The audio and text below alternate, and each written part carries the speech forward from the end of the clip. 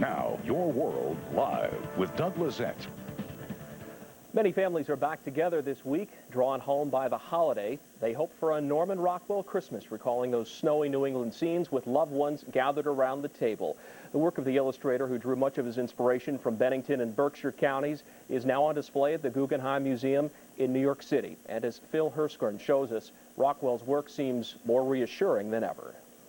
Norman Rockwell said the commonplace was his richest subject, and that's what he painted again and again. Families on vacation, men at work, girls growing up. His work captured a more innocent time, a bygone America of soda fountains and barbershop musicians.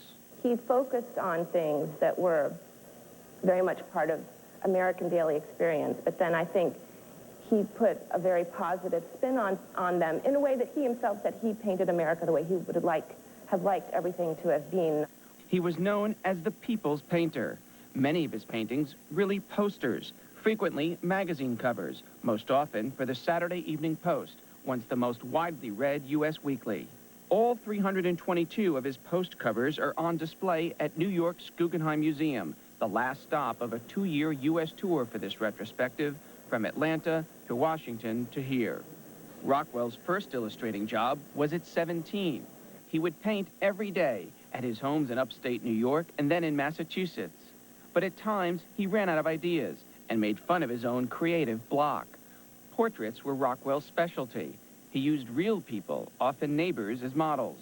Other times, he looked to the highest office in the land. And in a sense, Rockwell is really the first pop artist. I think you could say that on a certain level, yes, he definitely is, because he's doing popular imagery for mass-produced kinds of products. And he's also addressing popular culture. A pre-television culture, when modern art was becoming abstract.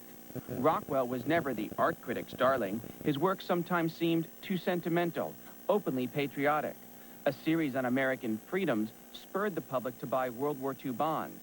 And he highlighted women's contributions, Rosie the Riveter, filling jobs abandoned by men. Yes, they're about nostalgia, but suddenly you can start to see more what they would have meant to the people then, because we are, again, sending people away to war.